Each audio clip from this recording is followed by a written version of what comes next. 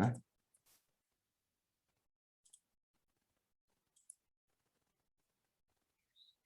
Okay, today we are talking about common garden diseases and pests.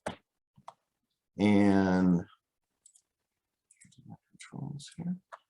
This is what we're going to talk about. We're going to talk about why anyone would grow organic in the first place and what it means to grow organic. We're going to talk about pest management strategies, or something that we'll refer to as IPM. We're going to just do a discussion of some common pests. I hope to have a lot of engagement from last year's gardeners to share, their experience last year. We're going to talk a good bit about chemical control. And then we're going to switch over to disease management strategies, common diseases, and I'm going to share with you a resource guide. You're going to notice there's an awful lot of overlap here. There's a big connection between pests and diseases.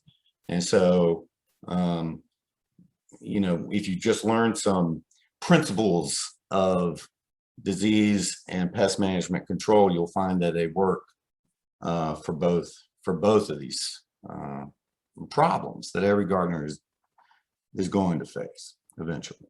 So why would we grow organic? Many people choose to grow organically because they don't want to expose themselves to toxic chemicals on their plants or their food. They don't want to expose their children or their pets to these things either. And organic gardening focuses on improving the health of the soil and minimizing the use of chemical inputs. Listen to this, even certified organic ones, right? Because that's an input.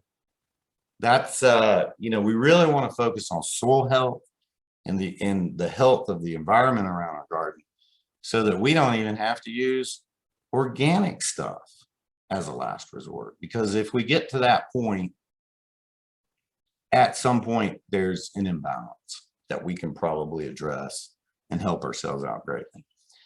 So by building healthy soils, many problems in the garden will naturally balance out.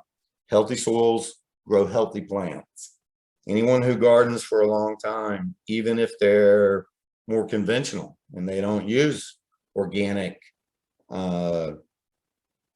sprays and amendments, they're still going to be focusing on healthy soil because that's where it's all at, regardless of which direction you decide to go. Even if a chemical is not directly toxic to humans, it can kill, it can be toxic to other things that are beneficial to the environment and your garden specifically. Honeybees, worms, amphibians, and fish. These things can all be affected.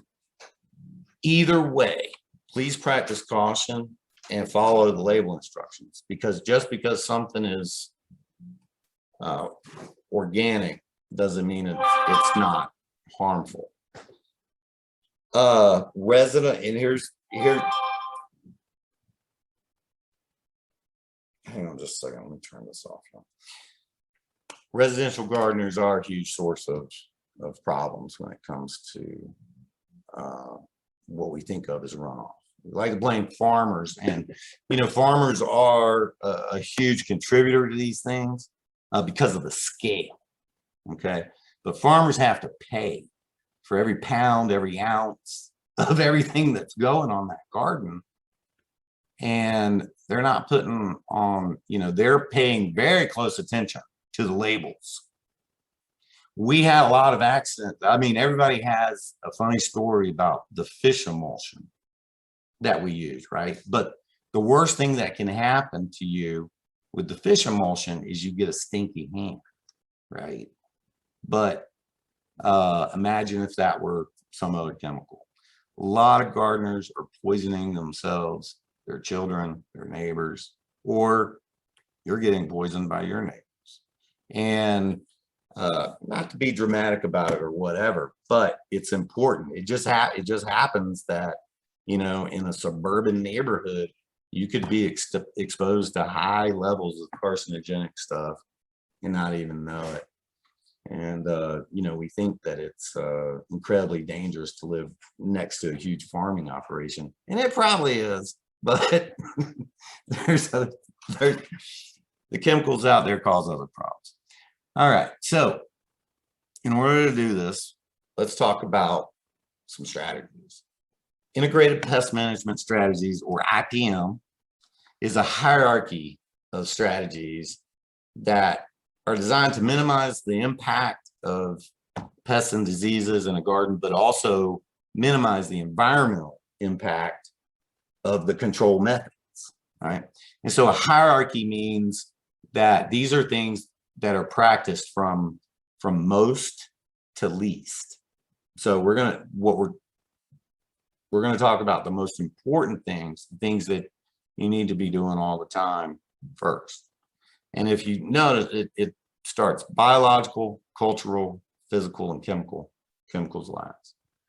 You'll need to monitor pest activity. You can't, I mean, if you are using conventional sprays, you're going to have to monitor activity. And we should take a minute to talk about what a damage threshold is. If you, I don't know, like I'm the kind of person, I don't care a lot. I don't care about blemishes on tomatoes. I don't care about blemishes on apples. I don't care about lettuce that looks weird. You know what I mean? Like I have a very high tolerance for these things. If I were growing commercially, I wouldn't be able to do that because my livelihood would depend on it. So, you know, we've all got these decisions to make, and I don't know. Let's just move on. So biological control, this is the most important, is attracting beneficial insects to your garden to control the pests for you. We want to make the good guys happy, and that's going to solve a lot of problems for us. We need to learn to identify natural enemies, aka good bugs, so we don't kill those. They're helping us. We need to do this by avoiding broad spectrum pesticides. And that means broad spectrum means anything that isn't specific, because these are going to kill a lot of stuff. And it's going to kill far more good bugs than bad. The good guys way outweigh the bad guys. All right. So it's if you're using broad spectrum pesticides, and there's even organic ones, it's probably going to say that coming up. Let's see. So anyway, you want to treat a specific disease with a specific treatment. You want to treat a specific insect with a specific treatment. You want to avoid over fertilizing or over watering your garden, because this will make your plants extra tasty to the pests. You can inoculate your garden with beneficial pathogens.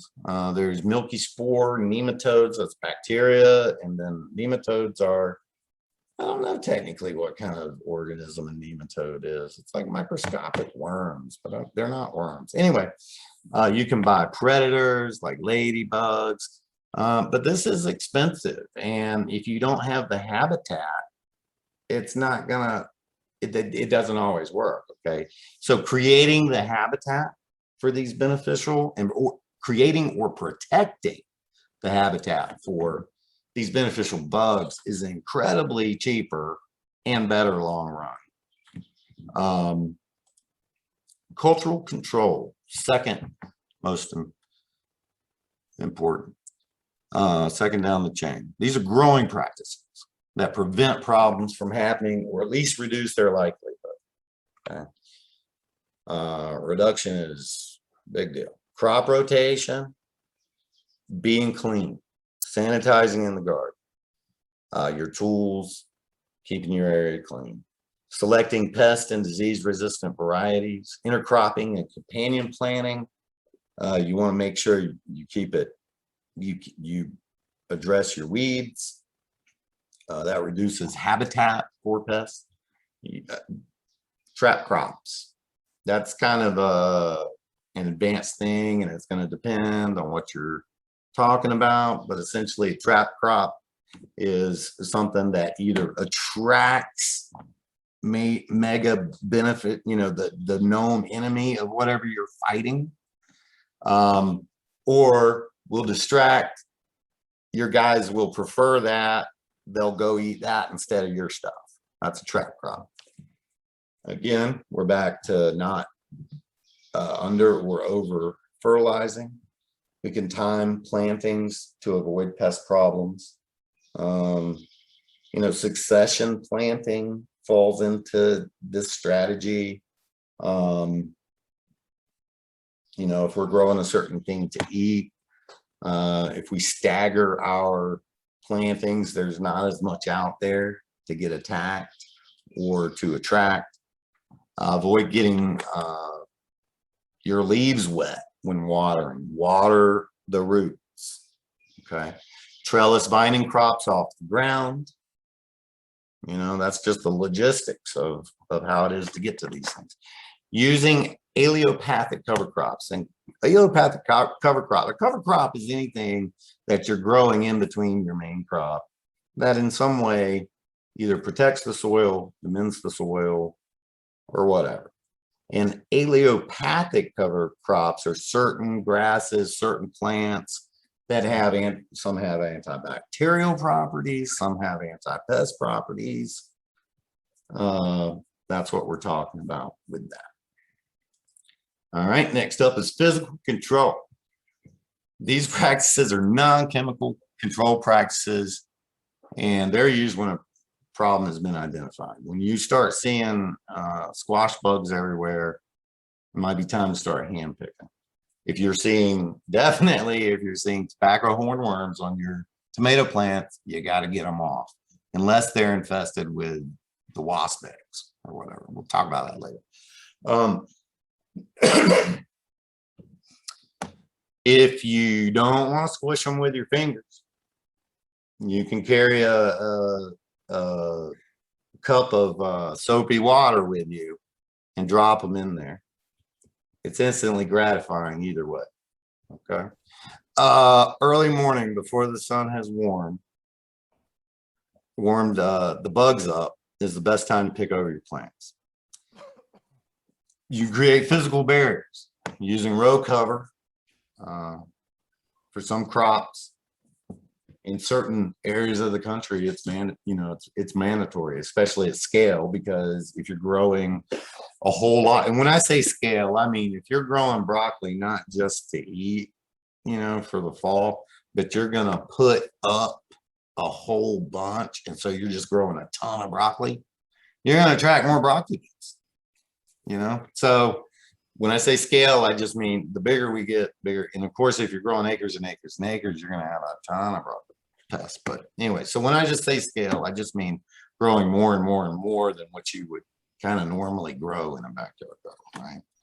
Unless it's for you really want to grow some poundage and put it up. All right. You can use netting, row cover, all of that. High tunnels, of course. Thick mulching helps with a lot of this stuff. It can keep water from splashing all over your plant, up onto the leaves and everything. That helps transport all kinds of stuff. Plant collars be used in some cases. There's these things called bells it's literally like a plastic dome that can fit over stuff. That can be for temperature control, season extension and whatnot, but also as a physical barrier to plants. Pheromone traps. I think Cheryl had a lot of luck with these last year. Pheromone traps and trap crops to monitor pest levels in your garden. These are bags out there. They've got like a cone in there, a place for bugs to crawl in. They've got pheromones in there. It attracts bugs, and so you can use that to kind of monitor and get a feel for what your pest levels are, but also to trap them and get them out of there, right? Okay, and then we come to chemical control, and this is our mode of last resort. You need to know what your threshold damage is. We're back to this too. My threshold level is very, very high. So the thought of eating something that might give me cancer sounds absolutely ridiculous, right? So, but I buy store-bought food all the time with full knowledge that, you know, I make choices in these matters just like we all do, even though I feel very strongly about it. It's just the stuff that I grow, I'm not putting it on. All right. So, you know, for most of us, and that's true for a lot of us. I mean, when we go to the trouble of growing something, we're not going to throw it away. We're not going to throw crookneck squash out because the neck's not crooked. That's ridiculous. You know, we're going to eat it. So our, you know, most backyard gardeners do have a higher threshold for these things. So it's something to think about. You know, how much is it worth? If you're depending on your crops for income, you do need to consider things like economic thresholds. You'll probably have a much lower tolerance for damage. Don't spray at the first sign of damage. This method is most likely to have negative impact on the environment and kill beneficial insects. We don't need to treat things that don't exist. Use the most selective pesticides you can buy and avoid broad spectrum or persistent pesticides. I mean, if you're treating for the same thing all the time, it really, like, it's time to take a break and think about the how and why is this happening all the time. It could be that you need to take a break in that area and plant some sort of intermediate crop to help kill out some of that stock of whatever's eating you up, you know. Because otherwise it's just spray, right? And probably eventually that'll quit working too. Okay, you guys, this is a time where we're just gonna look at stuff. This is part of a handout that I sent you. I'm not putting all this text on the screen or reading it to you. Let's talk. Experience last year's gardeners that have been, you know, chipping away at it a while. Y'all chime in and tell us what your experience is. Anybody have aphids last year? I did. I had lots of them. Did you? Oh, yeah. I had eggplants in my hoop house next to my tomatoes, and the eggplants got the aphids first. But anyway, what happened? What was yours? Well, primarily they were on my flowers, and so I used that as an indicator. If it showed up on my roses and things like that, I would keep a closer eye on the buds because that's what they tend to go for and like to hide in. But I don't think I saw as many on my vegetables. Like I had other pests that I had to deal with, and there was one, I don't even remember what it was. It was on the potato plant. So roses might be a trap crop for aphids. Well, they're interesting. That's how a trap crop would work. But I've got brown aphids now on the irises. So it's already, I'm already seeing some indicators in other areas of the yard. Okay, so what have you tried? So common treatments are soaps or oils, like a mild organic soap or horticultural soap. Did you try any of that? Has that worked? No, I haven't used that. I've been using 8 as a bonide product, but it doesn't, I don't think it's as broad as what you're talking about. But with everything, you have to avoid, well, it suggests that you avoid spraying buds or blooms because it can end up hurting the bees. So you've got to concentrate on the stems and the underside of the leaves. I use soap, and it didn't eradicate them entirely, but it took my percentage from, like, at its worst, it took everything down to like 10%. It didn't get rid of them. It bugged me that they were still there, but I didn't I didn't have any real effects of it, but I did still see them. So You're I don't talking know about the if insecticidal soap? yeah, I use Dr. Brown's mint, but which is just an organic Castile soap. So Mhm. anyway, I don't know if it'll help you or not, but with your roses, I put blood meal on mine in the spring. And the one summer that I skipped it, I had aphids on my roses really bad. But last year I put blood meal around the bases and I did not have any aphids. Huh.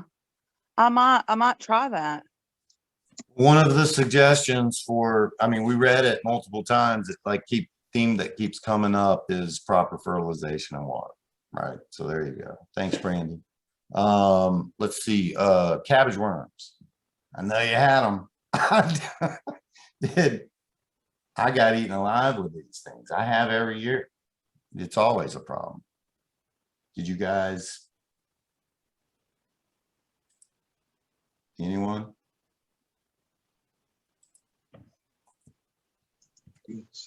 We weren't in the program, but our younger grandson had gotten a cabbage from school, from the 3rd grade program.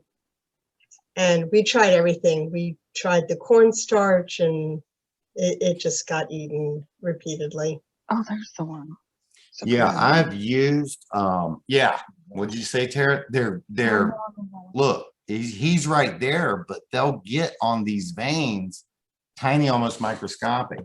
Hand picking is huge because you got to, like, for every, the reason hand picking works so much is because these things are built to reproduce, right? So that for everyone you squish standing there in the garden, you've knocked out quite a few for the few that you don't have to fight in the future.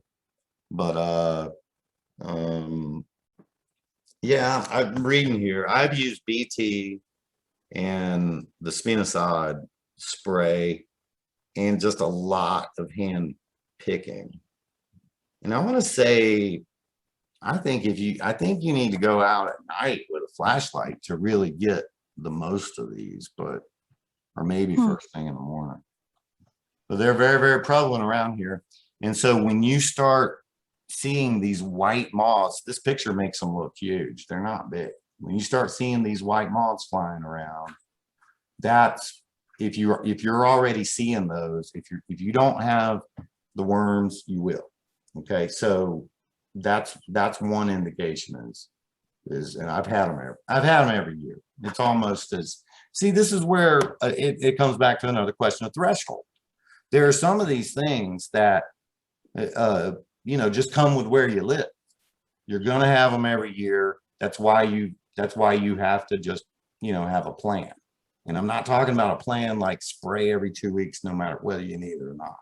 I mean, it's like you have to just a minute.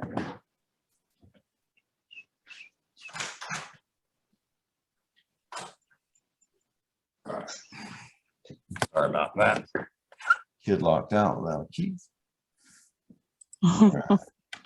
Colorado potato beetles. That look familiar to anybody? Yeah. Oh yeah. What'd you do about it? Hey, Jason, that middle picture there, those brown beetles, that's what that beetle looked like. Really? Yep. Okay, that's not good, Bill.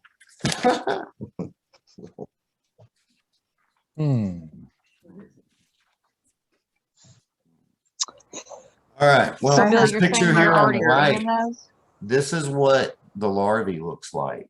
And it's very, very common. These are very common. What's that? Bill already has these. Bill had a tray of tomatoes he put out yesterday and saw these burrowing into the soil around his tomato plants in the plug or whatever. So I know they ate so fast.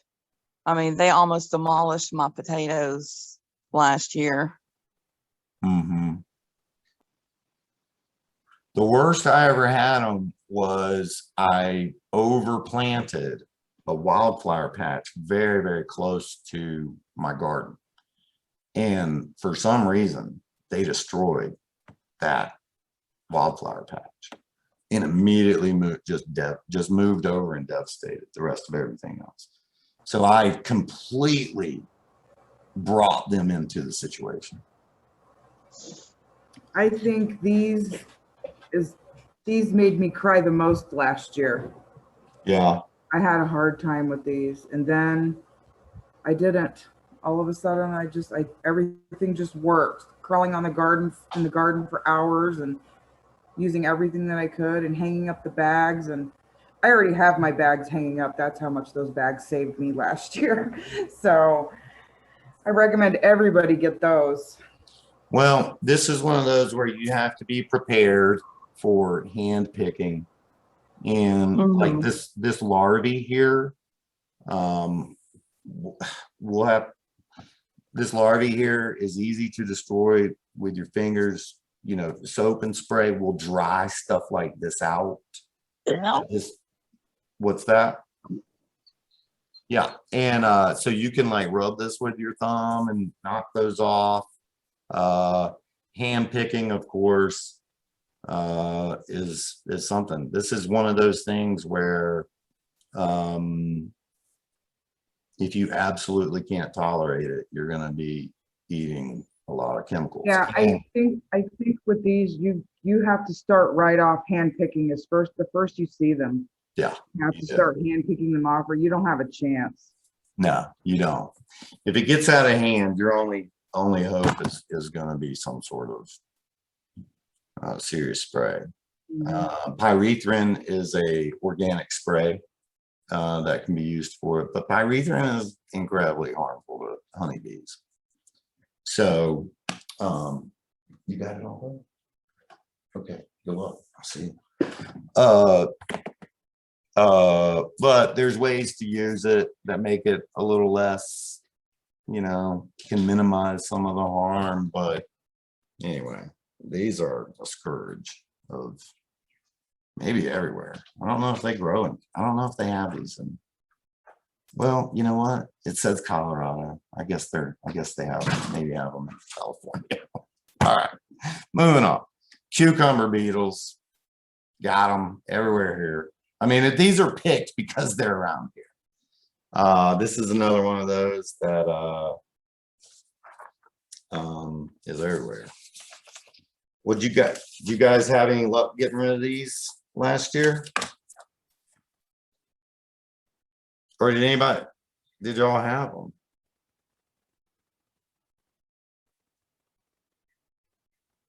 I think I had every beetle. I didn't get eaten up with these. I didn't have them a lot. But you know what I did have? I did have a lot of like mildew powder or whatever. And one of the problems with these guys is that they spread diseases, you know, going everywhere. Same thing with squash bugs. But I only had a little bit of damage from them, so it wasn't that bad. Me too. It seemed like this one kind of got under control faster. Yeah. Maybe I caught it earlier. Mm-hmm. All right.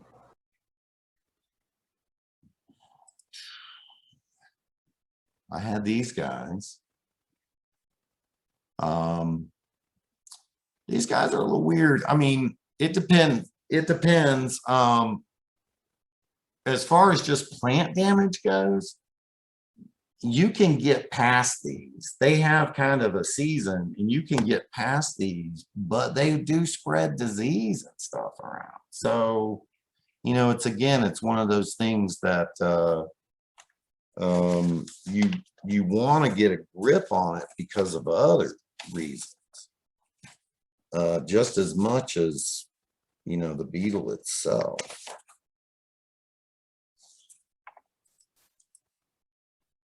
Oh man, something's going on.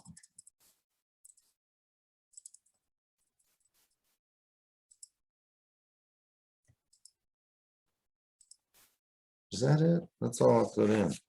You know what really belongs in this? That for some reason didn't make it was slugs. Especially if you guys are growing strawberries, anything on the ground, any soft vegetable that grows on the ground is likely to be it. But for me, I've had the most trouble with cabbage, just getting eaten alive by these things. They're relatively easy to treat, but it is a full-time job. I mean, the treatment works, but you got to apply it almost every other day. And hand picking is super gross, but it's the best as well. I mean, all right. So if we get into chemicals and we absolutely have to use some things, let's just talk about some categories of chemicals and sprays. So microbial sprays are strains of bacteria like BT, milky spore, nematodes that fight bad nematodes. These are very specific pesticides. BT is great for caterpillars, but they have to ingest it. So you got to get it to dry on the leaves. You can spray this late in the evening so that the wind doesn't get on plants that host non-pest caterpillars, because not every caterpillar is a pest. Patented strains of bacteria can also be good for fungal disease, and we'll talk about that more later as well. We use one called Serenade, and this is like, it's a bacteria. It's like culturing the environment to grow healthy bacteria. Horticultural soaps, oils, and natural botanicals. Insects breathe these in through their cuticles, and the oils basically plug up their breathing pores and suffocate them. That's how the oils work. The soaps kill soft-bodied insects by basically dehydrating them. It takes, it destroys their skin and they dehydrate. Kind of like if, I guess, you peeled the skin off, person, you got it. All right. I don't know why I thought of that. All right. Too much Netflix. All right. The natural botanicals can repel insects as well. So some of these oils, like neem oil, can, or different strong smelling soaps or oils can repel insects as well. But oils can leave a residue on your food, and I kind of taste. I think I've tasted neem oil, and it didn't taste good. Neem oil is considered a pesticide, but it's also a mild antifungal. So just keep that in mind. Neem oil is sort of one of those Swiss Army knife things. It can work for a couple of things. Minerals and metals. This is where the slug control comes in. Iron phosphate for slugs, copper and sulfur for fungal diseases, borax for ants, diatomaceous earth also for slugs and other soft-bodied pests. The flea beetles are a beetle, but the diatomaceous earth also works on them as well. Sluggo. I think that there's a really good video on how to use Sluggo. But you do have, it doesn't take much. It's like one little granule per 4 square inches, but you have to repeat it often. And of course, anytime there's after rain. There's insect growth regulators. I cannot pronounce this. Azadirachtin is a chemical derived from the neem tree. It's like related to neem oil, and oftentimes you'll see neem slash azadirachtin in the same bottle. Okay, and this prevents insects from molting, so it interrupts their life cycle, thus stopping them from maturing, and so therefore they can't reproduce. Touch on this biofungal serenade again a little bit more, because we're going to try to give you, I'm hitting this again because I'm going to give all of you a little bit of this to get started with. This is a type of fungicide that uses living beneficial bacteria or fungi to colonize plant surfaces and fight off pathogens. Serenade can be sprayed on the seeds and transplants before planting to help colonize the soil and prevent soil-borne diseases from attacking the plants. Diseased plants are going to bring pests. Pest-ridden plants are highly likely to bring diseases. The two are interconnected. The younger the plant is when you first spray it, the more likely it is that it's going to work. Because when you spray it later on in the season, when you reapply the serenade later on in the season, it's like a recharge. It's kind of like the second COVID shot, right? So having that first exposure at a really young age, and if you've already planted, not a big deal. You just need to find some days it's going to be dry or whatever and go ahead and spray. But the younger you start, the better, right? Because it builds upon itself. So if you start a little later in the season, then you got to, you know, it might not kick in right away or whatever. But planting at the time of planting, even if it's seeds. So like this year, we're going to be doing the summer squashes and melons and things like that from seed that are highly susceptible to molds and powders and these types of things. We want to spray the area that you're planting those seeds in when you plant them. That way, when you spray it later, it's already established and you're just adding, you know, a recharge to the system. If you're only going to use one fungicide, this is our pick. It's why we buy it. It's why we use it. We can get it pretty cheap in bulk, but this stuff is expensive. Okay. And so we get it pretty good in bulk. We need to come up with a system for, I don't know, we'll talk about that later, but this is something that's available to everybody. I'm going to give you some to get started with, and if you need more later, I can get you more. All right, our last resort is to use synthetic chemicals, and for organic gardening, we've got two synthetic synthetics that we need to talk about, and that's spinosad and pyrethrum. Now these are organic. Like for example, pyrethrum, I don't know how they make spinosad. It's a bacteria that they grow and then they ferment it. And I don't know. But anyway, it's this fermented bacteria that you spray on it, but it kills things that it touches. And so that's why it's really, really harmful to the bees. And so if you spray it, it's a lot less harmful to bees if you can dry it out. Same thing with pyrethrum. Like if you can spray it and then dry your plants. So in other words, spray it, cover them with frost claw for, 24 hours, 48 hours, whatever, long enough for them to dry. You can pull that frost cloth off and not feel bad. Okay, or whatever. I'm not saying you feel bad. I just say it. Like this is how you get around that. The next best thing is, bees go to bed at night, is to wait until after the bees go to bed and then spray. All right, but it's probably not going to be 100% dry in the morning or whatever. But that's the next best thing. All right, so that's pyrethrum and spinosad.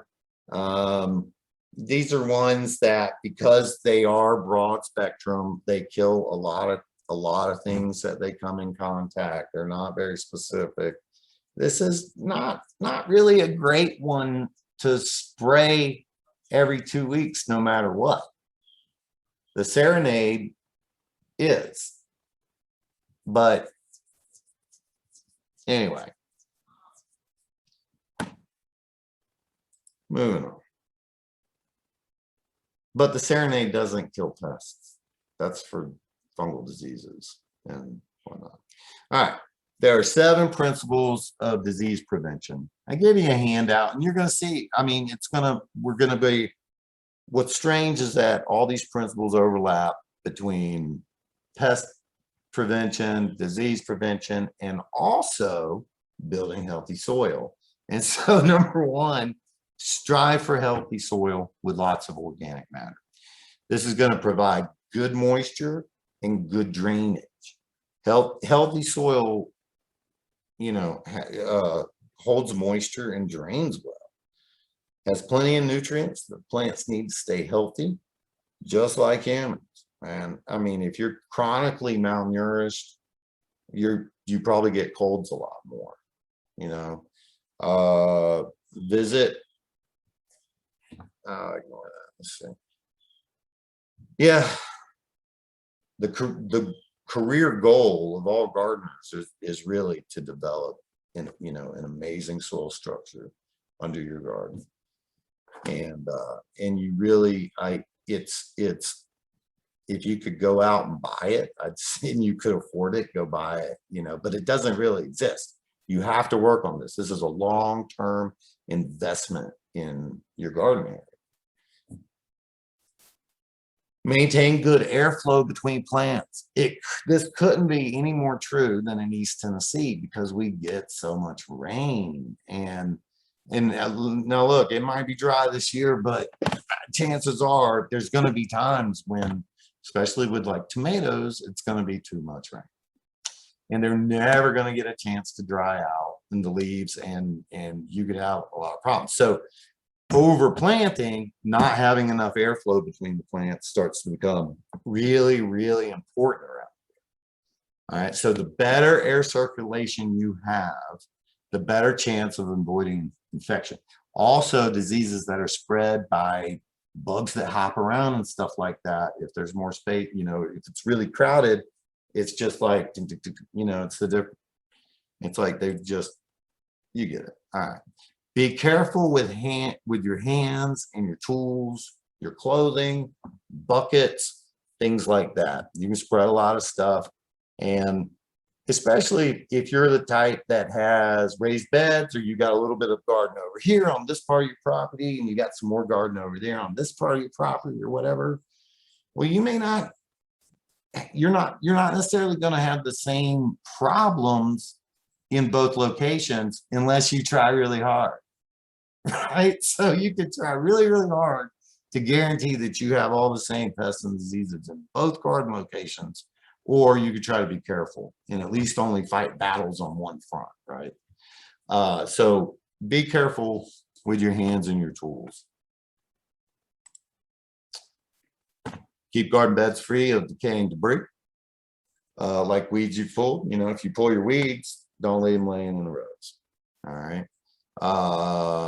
Leaves you strip during harvesting, thinning, pinching suckers. Don't, I don't know, put them in your apron, put them somewhere else. It's good to put them in a burn pot. Some weeds, this is interesting because some weeds are in the same plant families as some of our crops, such as black nightshade, related to potatoes, tomatoes, eggplants, and peppers. These are from the solanaceous family, or solanaceous family, sorry. And so diseases that love those, that family of food often get their starts from weeds in the same plant family. It's like one thing just hops right over to the other because they're all related. That's where crop rotation also fits into that a good bit. And that's the last principle. And so by changing the planting area of crops every season, this can help prevent certain diseases, especially the soil-borne pathogens. This gets hard to do in smaller backyard gardens. And some say that it's impossible to do real crop rotation, real effective crop rotations in a backyard garden. And I don't know if it's impossible, but man, it's hard. It's hard. It takes, you know, this goes back to class 1 at garden planting. And, you know, paying attention to that year after year. This is going to be a, you know, an evolving journey when it comes to rotating your crops. But I would mention one thing. I mean, if you're finding a hard time, if you ever get to a hard time where you just can't grow your favorite thing, I don't know, it may be time to take a break. Corn makes a good intermediary crop because diseases and pests that eat corn don't eat salacious stuff. They don't eat tomatoes. It's like they have their own pests. And so intermediating with corn in between a lot of these things, especially stuff that gets a lot of fungus, means that's a whole year that soil doesn't have contributing factors that are just adding to more and more of those pathogens. All right. Excuse me. This is a guide that I'm going to email everybody. And let me stop this sharing now. You see this here. I've got this guide in hard copy, and it's been used. It's a very good guide. Wildly, it's this guide costs $20 if you can find it. It's hard to find. The resource, the people that make it, they pass it out to different organizations and stuff. They only print it so much. But anyway, if you can find one, it might be worth having a hard copy of it. But I'm going to send this out, and you can get a PDF of all of this. It's organized really well because the first chapters are all about plant families. So all about, like, Cheryl has some issues with some leaf damage on some potatoes, and so that's part of the solanaceous family, or solanaceous family, sorry. And they're related to, you know, it's one of those weird things. Potatoes are related to tomatoes. And as far as the family they're out of, and so they share a lot of common diseases and insects and all of that. And so the first part is all about families, and then you get to the middle part, and they've just got tons of pictures to help you identify. And then after the photos, the last half is all about treatments. Like the very first thing, the very first treatment we get to after the photos is Bacillus subtilis, that serenade. Okay, so it's got incredibly detailed information about all this stuff. Okay, so this is an incredible guide, and of course the PDF is set up just like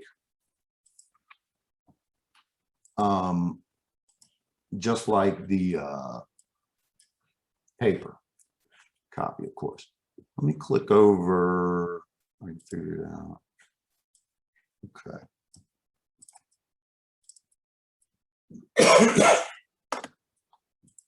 Man, I hadn't talked to anybody all day, and now I'm running my mouth for an hour straight, and it's like, wow, you need to shut up already.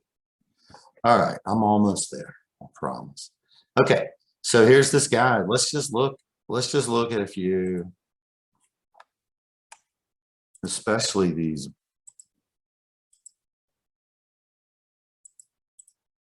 Now, this is diseases and pests, so it's kind of a comprehensive guide. Here's downy mildew. Oh, am I not? Did you say you're going to send that out, Jason, to everybody? Yeah, I am. Can y'all see my screen? Do you see me zoomed in on this now? Is that sharing? Yes, it is. I said, well, it's not now, but yeah. There it is. Okay. Yeah, I'm going to send that out to everybody. I'm going to send it out to everybody. It's available as a free download. And it's from Cornell University, or the people that put this together. So it's considered one of the most comprehensive guides out there. And I've, at every one of these big shot things I've been to, they're, this is there on the table of suggested reading. And luckily someone gifted me one. And yeah, I'm just kind of showing it off a little bit. I guess that's all I really wanted to do. Returning gardeners, what did you guys have last year? Did you have any? I want to show you something I had that I learned a lot of lessons on, if I can find it. But while I'm looking for the thing I want to show y'all that happened to me, what happened to y'all?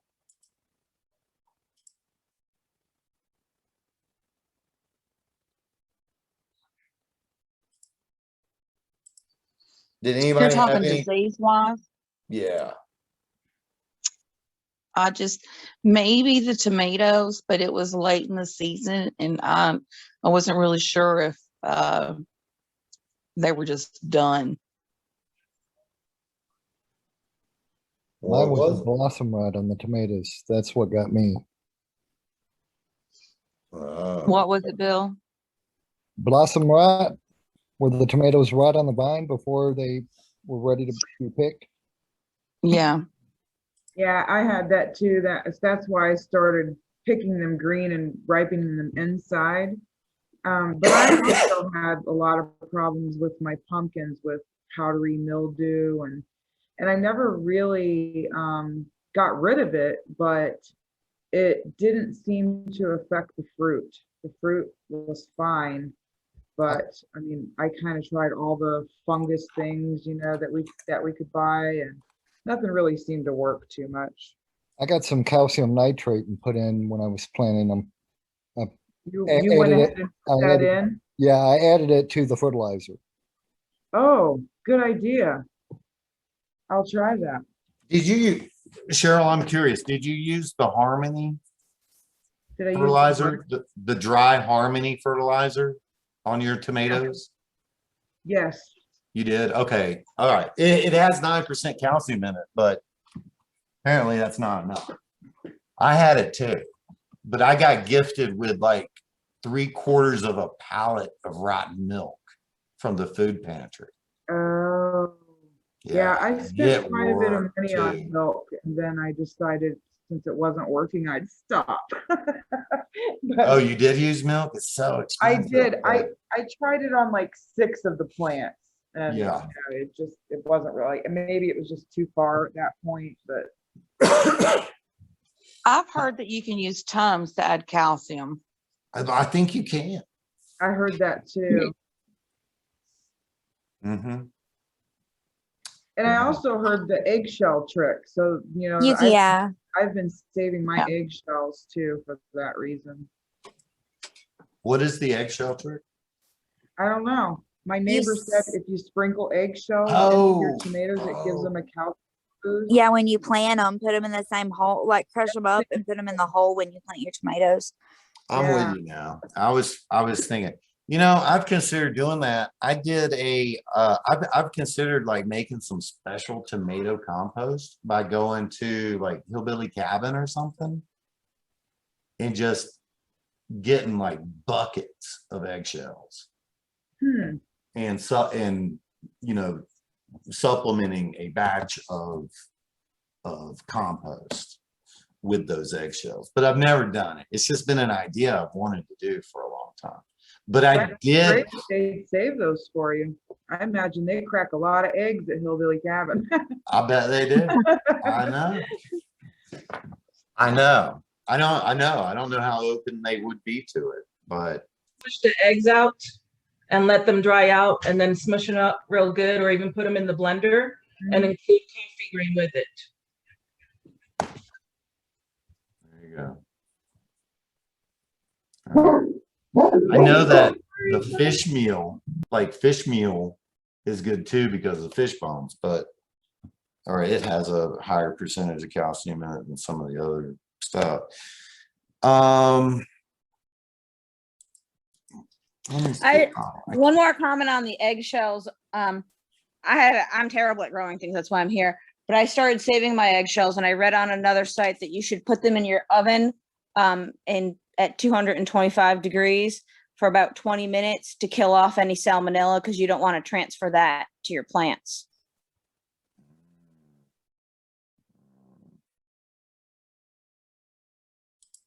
Well, you know what? And I would imagine that, yeah, if you were going to use, you would want to do this, you would want to do the same. There's certain guidelines with organic fertilizers, how many days past application before harvest that you can eat if you're using real live cow manure or real live chicken manure. You can use it, but you have to, there has to be a certain amount of time that passes from the time you use it. That's an interesting point. I don't know. And the longest is, I think, chicken manure. Like I don't know what grows unless it's some perennial crop that you could put chicken fertilizer on as it's growing and it would still be safe to eat by the time you harvest. I don't think there's anything. You almost can't use chicken fertilizer. Like you don't want to use chicken fertilizer or chicken poo in your garden live while you're growing. That's why it's often best to compost it to the side and then use it, because by then a lot of those pathogens are gone. Because salmonella has to have the right conditions to grow and thriving. Otherwise, so there is a certain time that it is deemed safe. But if you're going to do that, look it up, because I don't know the exact numbers to tell you right now. I had what I thought was late blight, which is a bacteria. But what I really had was this phytophthora stuff, or whatever it was, which is considered early blight. And one's a bacterial and one's a fungal. And it took me all year to figure it out. And part of the problem that happened is, well, I'm in the same situation right now. I'm not going to be able to plant for probably like 3 weeks. And what happened was last year I stored and tried to take care of my plants in an area that it turned out to just be wet all the time. And I'm pretty sure I had fungus on everything before I even put it in the ground. And I struggled with it all year. I was saved by the fact that I grew a ton of tomatoes. What I did was I grew a ton of diseased tomatoes, but 10% of a ton of tomatoes is a tenth of a ton of tomatoes. I still had tomatoes coming out of my ears, right? But it was very, very difficult. And I wish I had I forgot about that horror. The foresight to use the Serenade early. I should have doused everything in Serenade before I planted it, because I had a good idea that things were a little weird already. But I didn't know that Serenade worked like that. It's sold by Bayer Pharmaceuticals, and it looks like a gigantic medicine bottle and comes with all the same stuff that comes with prescription medicine. And and I don't know how to read medical documents, you know, and it was only until I saw a presentation recently that I realized the proper way to use it, or the best way to use it, which is the minute it goes on the ground. So I'm excited to have learned the proper use of this stuff. And anyone who was using Serenade last year, if you're doing it because I told you how to do it, erase all that from your memory. We've got to start over with this stuff, because I don't think we really knew what we were doing. All right. That's my bad. But anyway, we'll get back on track with that. So that is essentially the end of my presentation. There's a lot of information crammed in to a short space, and at any point we could have continued talking for a whole lot longer. And but this is the best we can do in just 1 year, you know. And so, because this takes time, it takes year after year after year.